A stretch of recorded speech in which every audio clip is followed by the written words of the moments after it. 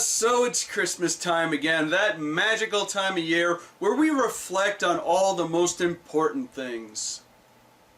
Like toys! Yes, toys! Toys, toys, toys, toys, toys! What better way to get your kids to shut the hell up than by buying them mountains of toys? And in the 80s there were so many toys that I could go on forever talking about them. Truly, it was a glorious time to be a kid, but today we're going to focus on one toy line, the Cabbage Patch Kids. Created in 1978, the Cabbage Patch Kids quickly became one of the most popular dolls of all time, because you didn't just buy the doll, you adopted it.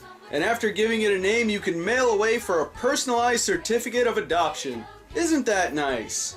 Sure, some people might find the Cabbage Patch Kids a bit creepy, but they were a big hit with kids. Even boys loved them.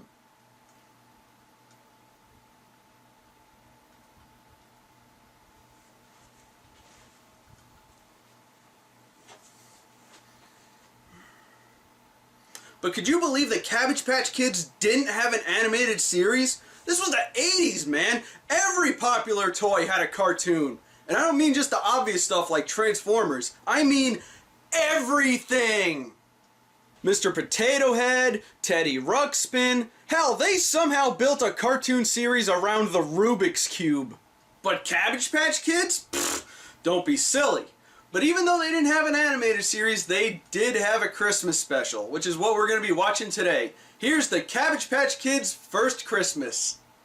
So the special opens with a stork named Colonel Casey flying over the conveniently labeled United States, who eventually makes his way to the Cabbage Patch, where we meet, well, the Cabbage Patch Kids, and their friend, named after the creator of the toy line, Xavier Roberts. The young boy's Xavier Roberts. He happened on the Cabbage Patch one day by accident. And him and me are the kids' only friends from the outside world. We like to keep them sheltered from the outside world. Keeps them away from things like rock and roll music and cognitive reasoning. Tomorrow's called Christmas.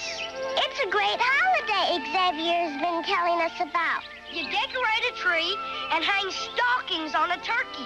You've got it all wrong, Kenley. You hang the lights on the turkey. They don't know what Christmas is?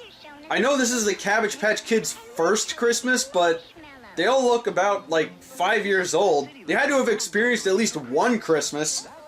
Jeez, they really are sheltered. I was just joking about that. So then we learn all their names. That young fellow there is Otis Lee. That's Sybil Sadie, Tyler Bow, Rachel Marie, or Ramie for short, Dawson Glenn, Cousin Cannon Lee, and Paula Louise. At last count, she had 2,751 freckles. Okay, I can't be the only one creeped out that he knows that. And that weird laugh didn't help either. I'm watching you, Colonel Casey. So they learn about Christmas time in the city and decide to go see it for themselves. Oh boy, a group of unattended sheltered children wandering the city. This should be fun. You've never been to the city before, kids. Be careful. I'll look after them, Colonel Casey. Really? You're gonna let a bunch of unattended children just go wandering through the city? You're a terrible parent. Bird. Whatever you are, you're terrible. So they head out when we meet the villains. Because, you know, the Cabbage Patch Kids really needed villains. Some old hag and a couple of Disney characters. And why are they after the kids? We can't reach the gold, Lavender. Fools! I know there's gold in there. I've got to get my hands on those brats. They're the only ones small enough to crawl inside. Oh, the conflict! It's not like we can go get a shovel or something and dig it out ourselves. Nah, that's too tedious and complicated. Let's go kidnap some children. It's just easier that way. They get into a wacky chase worthy of Benny Hill music, but I'm not going to do that. But they get away by hitching a ride on a Christmas tree. They eventually make it to the city and, The hell? Oh, okay, I guess the villains followed them to the city and got some pretty good human disguises. That lady looks like Lavender. And the men look like Bo Weasel and Cabbage Patch. What? They're different characters? So that means there's two sets of identical villains. Are the Cabbage Patch Kids from a parallel universe or something? Spoiler alert, they never explain it, so let's just move on. The kids get stuck in traffic, but a nice couple shows up to help them cross the street. Thanks, lady. Thanks, mister. Thanks, lady. Thanks. You poor children. You look so frightened. You're white as a sheet. I hope it didn't scare my freckles off. Aren't they sweet? Why is everybody obsessed with her freckles? You know, this is starting to make me uncomfortable. Oh, Frank, I wish we had children, especially one like her. It's so lonely at Christmas without children.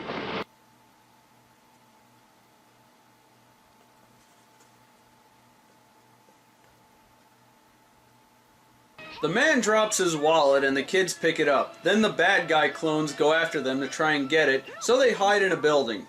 It's such a pretty tree. And smell that turkey. Hey! Who's there? Who are you? Sorry. We were just looking for the spirit. There's nobody here. But you were talking to your mom and dad. I was just making believe. This is a home for kids who don't have a mom and dad. Wow, the tone of this special changed so quickly, I think it gave me whiplash. Where are the other kids? At people's homes for Christmas, because they might get adopted. I didn't want to go. Nobody's going to adopt me. I'm different from other kids. All kids are different. Sure, she's different from me, and he's different from me. Being different's what makes every kid special. Even though we all kind of look the same. Oh no, not a song. Some of us be kids and some of us small. What was that? Some of us be kids. Did they just say some of us bitches? Some of us be kids. Yeah, I think they did. What else could it have been? Why would they say that? How does that even make any sense? Okay, this 23-minute special is causing me to stop a lot, so let's just skip the song. The girl introduces herself as Jenny, and the kids think that the couple from earlier might be interested in adopting her. But they get intercepted by those bad guys whose names I never caught, and do to them what I'm pretty sure counts as child abuse. Tell us where the money is, and we'll be partners. You'll work for me. You'll rob and steal and pickpockets. We certainly will not. No! That's the trouble with youth today. They don't want to work. No, they don't want to be criminals. There is a difference. They once again get away in the wackiest way possible and hide in a fancy building where they see the couple, but they get kicked out because I guess they're not fancy enough. Then they go hide in a park. Maybe I should go back to the children's home. I'm just making a lot of trouble for everyone. You're not trouble, Jenny. No! Of course not! No! Besides, it's never trouble helping a friend. And you're even more than a friend to me, Jenny. We look so much alike. I feel you're almost my sister. You're one of us now. We'll be friends forever and ever. Eventually they get found and Granny Goodness takes the wallet, but then the cops show up. That's the little girl missing from the home. And those pickpockets we've been looking for. Yeah, go get him, Optimus Prime! They try to run off with the kids, but of course they get foiled again. The cops arrest them and they get the wallet back to the man and then get Jenny adopted. Yay! I'm glad you got a mom and dad, Jenny. I wish we could both have the same mom and dad. Then we'd really be sisters. Maybe we could. That's a wonderful idea. Then we'll have a house full of freckles. Okay, lady, you're creeping me out, so I think it's time to wrap this up. Well, that's about it anyway. They both get adopted, and the family sends the kids food, a Christmas tree, and lots of presents. And I think we got time for one more uncomfortable moment. Aren't you going to join us, Colonel Casey? No thanks. You're asking the stork to eat turkey with you? Are you insane? Why is this special like borderline sick? And that's the Cabbage Patch Kids' first Christmas. First off, if this was an attempt to turn the Cabbage Patch Kids into a series, I can definitely see why it failed. The special was clunky as all hell. I have no idea what was up with the two sets of identical villains, and there were a few moments that made me a little uncomfortable. Like at the beginning, when they showed one of the kids being born in the Cabbage Patch. You know, it sounds cute on paper, but when you actually see it happen, it's kinda creepy. Yeah, not such a great first impression. However, as a Christmas special, it was okay.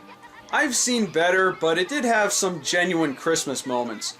Also, it was really great hearing Tress MacNeille in one of her earlier roles. Now you'll steal from me. You'll crawl through windows and gates and make this my merriest Christmas. I'm guessing this is where characters like Mom originated from. Shove a big old melon in it, I'm talking. Ow! So I guess check it out if you're kind of curious.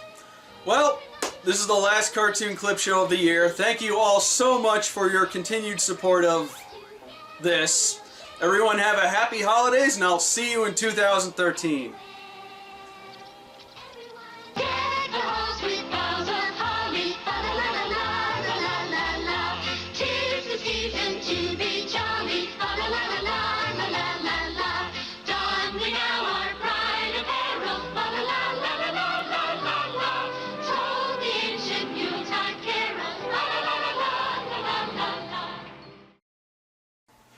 Oh, wait, I almost forgot. When we come back, we're doing the Obscurathon again.